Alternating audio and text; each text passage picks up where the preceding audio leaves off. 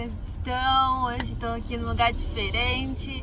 Tô dentro do carro porque eu fiquei de gravar esse vídeo pra vocês da sequência da Mulher Virtuosa no mesmo cenário, né, e tudo mais, porém o horário que eu tô gravando isso aqui ficou extremamente apertado e era ou gravar e ter o vídeo, né, nesse carro ou não gravar e o vídeo só na semana que vem. Então eu decidi gravar aqui dentro do carro.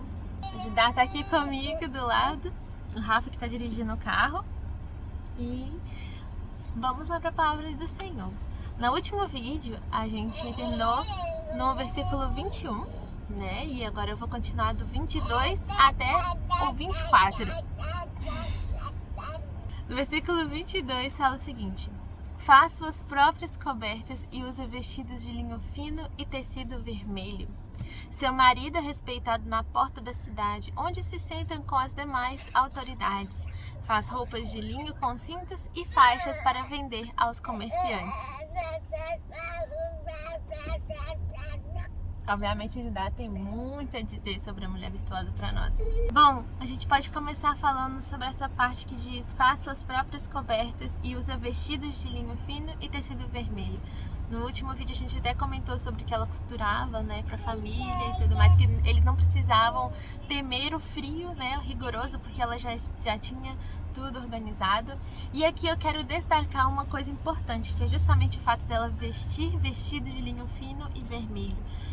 Esses tecidos de cor avermelhada, púrpura, né, de linho fino, eram tecidos caros, né, eram tecidos incomuns, por assim dizer, né, naquela época. E ela se vestia dessa forma, o que significava que claramente ela se importava com a aparência dela, com a beleza dela, né, de uma forma saudável, obviamente. Isso aqui me mostra, depois de tanto estudar também a respeito dessas coisas, isso me mostra como a gente deve ser atenciosa em como nós estamos nos vestindo. Por quê? Podem dizer que não, né? O mundo tenta dizer que não, as pessoas tentam distorcer essa verdade, mas a realidade é que sim, como você se veste comunica muito sobre você. A primeira coisa que passa na nossa cabeça quando a gente conhece uma pessoa é exatamente o que a gente está vendo dela. Não é o caráter dela, não é o que ela está pensando, não é a personalidade dela. Não, porque a gente não conhece essa pessoa. Mas o visual é o que todo mundo chama de a primeira impressão é que fica. É muito mais fácil você querer estar perto de uma pessoa, conversar com uma pessoa, se inspirar numa pessoa, querer ajudar pessoas, né? Servir pessoas que são bem arrumadas, bem vestidas, cheirosas, maquiadas, com cabelo alinhado, do que se você vê, por exemplo, uma pessoa totalmente desleixada, né, vindo talvez te pedir algo. Faz aí o teste para vocês verem se vocês não vão ter mais vontade de se levantar e servir um copo de água para uma mulher cheirosa, com cabelo alinhado, com vestido deslumbrante, que entra às vezes em um lugar, se assenta elegantemente. Você não vai querer chegar para aquela mulher: olha, você quer alguma coisa, uma água e tal? Quero que vocês façam o exercício de tentar fazer a mesma coisa com a mesma boa vontade e interesse para, às vezes, um mendigo que chega perto de você e te pede água. Por que eu estou usando esses dois exemplos extremos? Justamente a forma desses dois exemplos de se vestir é que importou aqui, a forma como eles se apresentam, né? E isso também reflete dentro da nossa casa. É tão sério, né, que se você tá sempre gritando com seus filhos dentro de casa, se você tá sempre de pijama, se você tá sempre descabelada dentro de casa, né, não se arruma, o que acontece é que até mesmo a sua autoridade pode ser diminuída nessas horas. Isso é tão sério, né, porque a gente não para pra pensar, mas nós de fato respeitamos pessoas que são bem vestidas, pessoas que têm atenção, né, nos detalhes, em como elas vão se portar, como elas vão se mostrar. Isso é instintivo. Dentro da nossa casa é a mesma coisa, principalmente com os nossos filhos. Quanto mais desordem a gente se encontra, né, com quanto mais caos a gente se apresenta, a tendência dentro da casa é que a casa também se encontre em um caos. As pessoas ali se encontrem na desordem. E até mesmo os nossos filhos e até os nossos maridos são influenciados por isso. Se você começa a não se arrumar, se você realmente não tem atenção, você tem um desleixo na sua aparência, isso pode e muito provavelmente vai refletir na sua casa. tanto na arrumação da sua casa quanto nas pessoas. Seus filhos talvez vão querer estar desleixados também, eles não vão se importar muito com a aparência. Muitas vezes talvez eles vão te desafiar até mais vezes do que quando você não está desleixada. Faça o teste aí, é um bom teste para você fazer. Se arrume para viver, se arrume para estar dentro de casa, se arrume para os seus. Isso é tão bonito de se ver, porque a gente sempre se arruma pelos de fora, né? Quando a gente vai sair, a gente se arruma, passa maquiagem, passa um perfume e tudo mais, mas Deus nos confiou essas pessoas que estão dentro da nossa casa. Deus nos deu essa família linda que está dentro da nossa casa e é para eles que a gente deve dar o nosso melhor. Eu tenho aprendido isso já há algum tempo. Não é algo que você pode despertar do dia para a noite para fazer. Nossa, hoje eu dormi com essa informação, amanhã eu sou uma nova mulher. Não é assim que funciona, mas é justamente a constância de você manter esses hábitos de se vestir bem, assim como a mulher virtuosa se veste de linho fino, de vermelho, de púrpura, se veste bem para os seus, para sua família. Essa constância vai fazer o hábito. E aí sim, você pode perceber a diferença muitas vezes que vai acontecer dentro da sua casa. Muitas vezes talvez os seus filhos aí vão passar a te respeitar mais. Talvez o seu marido comece ele mesmo a ter uma transformação aí de si mesmo. Tudo porque nós temos sim esse dom, é algo que Deus deu pra gente. A mulher influencia a casa. É um dom, pode ser usado tanto pro bem quanto pro mal, né? Porque lá diz que a mulher sábia, ela edifica a casa, mas a tola derruba com as próprias mãos.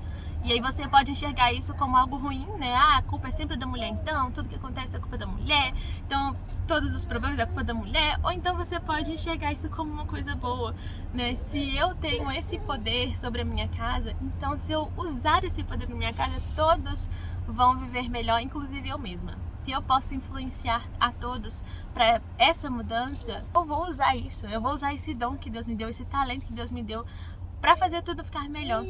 Para o meu marido, para meus filhos e para mim. Tudo para a glória de Deus. É esse o talento e o dom que Deus nos deu. É que a gente absorva isso e use da melhor maneira possível. Voltando aqui, né, ao texto, aqui mesmo fala que o marido é respeitado na porta da cidade, onde se senta com as demais autoridades. O que isso me diz, o que essa parte do texto me diz, é que essa mulher provavelmente não falava mal do marido para as outras pessoas de fora. Essa mulher bendizia o seu marido. E isso é uma coisa muito engraçada de se falar hoje, porque muitas vezes eu ouvi desde muito pequena esses tipos de conversa, né, entre as mulheres que falam, eu não vou nem falar bem do meu marido, não dirá olho gordo, que eles chamam, né, essa inveja, e depois ficar cobiçando meu marido. Então a gente não elogia, então o que resta pra nós? Falar mal. E o que acontece quando muitas mulheres se reúnem casadas, namoradas, noivas, o que seja, sempre se reúnem para falar de defeitos do marido, se reúnem para falar de falhas do marido, de algo que elas não gostam que ele fez ou algo do tipo. Mas isso eu acredito que seja um pecado. Primeiramente que nós estamos sendo maledicentes. O que é maledicente? São pessoas que falam mal. São pessoas que falam mal de outras pessoas. Muitas vezes nós estamos falando mal dos nossos maridos e a gente não gosta de falar do mal de nós mesmos. Então nós como mulheres nos assentamos na roda, nos tornamos escarnecedoras, falando mal dos nossos maridos, mal dos nossos filhos. E é muito difícil alguma levantar e dizer assim, mas o meu marido só age assim porque eu ajo dessa forma. É muito difícil. E eu tenho certeza que esse marido aqui só é elogiado nas portas da cidade porque essa mulher provavelmente não sai falando mal do marido dela. Então vamos parar com esse tipo de pensamento besta, né? De achar que a gente não tem que falar bem do nosso marido porque vai gerar inveja, e começar a falar bem de verdade dos nossos maridos, né? Exaltar esse homem que Deus te deu como marido, como esposo. Começar realmente a exaltar as qualidades dele. E aqui eu não tô falando pra você chegar lá e se gabar, né? Chegar, olha só, ele fez isso, ele fez aquilo, não sei o que, como se fosse realmente algo pra causar inveja. Não é isso que eu tô falando. É sermos sensatas, é sermos sinceras, né? Começar a ver as qualidades mesmo desse homem de Deus que Deus colocou na sua vida. Mas ele não é um homem de Deus. Mas o casamento é de Deus, querida. Então, ainda que ele seja cheio de defeitos, saiba que você também é. Pode ter certeza. E agora, sendo muito sincera com vocês, pelo que eu falei lá da influência, né, da mulher na casa e tudo mais, saiba que às vezes seu marido pode estar tendo tantos defeitos dessa forma porque a sua influência não está sendo boa sobre a vida dele. Você já parou para pensar sobre isso? Que você poderia diminuir muito, né, esse desgaste dele, seu, da família, e usasse sua influência de uma forma boa, da forma como Deus criou você para usar?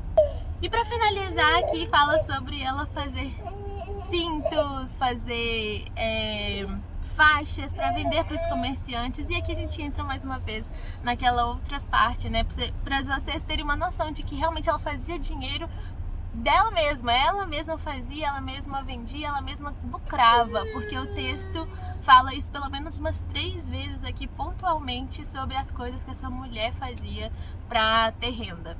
Então, mais uma vez, voltamos aqui àquele assunto de trabalhar para os de fora, né? Tem um vídeo aqui sobre isso, mas eu queria reforçar que esse texto diz que sim, a mulher pode fazer renda, desde que ela saiba os princípios e saiba para onde Deus a chamou para estar, qual é o foco dela, né? Onde ela deve realmente despender primeiramente seu tempo, né? Seus cuidados, seus aprendizados, e aí sim ela pode trabalhar aí para os de fora, fazer renda e de fato, né, ser a mulher virtuosa, onde ela auxilia o marido não só dentro de casa, ali com a família, mas também com as finanças, né, trabalhando para os outros fora de casa. Então é isso que eu queria falar com vocês. Esse vídeo foi mais rápido do que os outros, eu tô vendo aqui, né, o tempo dele, e eu espero que realmente seja algo que comece a despertar em vocês, abra os seus olhos para como a mulher realmente tem esse tipo de poder de mudar a casa, mudar os filhos, mudar o marido, mudar realmente até mesmo a forma como é a organização da casa, se ela está em paz, se ela é um lugar tranquilo, aconchegante, ou se é um lugar de caos total, né, de brigas, de gritaria. Que nós realmente sejamos essa mulher que Deus nos criou para ser. A mulher com espírito manso e tranquilo, né? Como está escrito, que isso agrada ao Senhor. Aqui fala assim que nós devemos cuidar da nossa aparência. Eu acredito que nós devemos externar a beleza que Deus criou, de fato. A gente tem que passar para as pessoas que Deus fez a beleza e por isso nós somos responsáveis por também mostrar elas na nossa aparência, mas mais importante que isso é que não esteja no frisado dos seus cabelos, né, nas suas vestimentas e tudo mais, a sua riqueza, esteja no seu espírito manso e tranquilo, tá bom? Então é isso, fiquem com Deus e até o próximo vídeo. Tchau, tchau!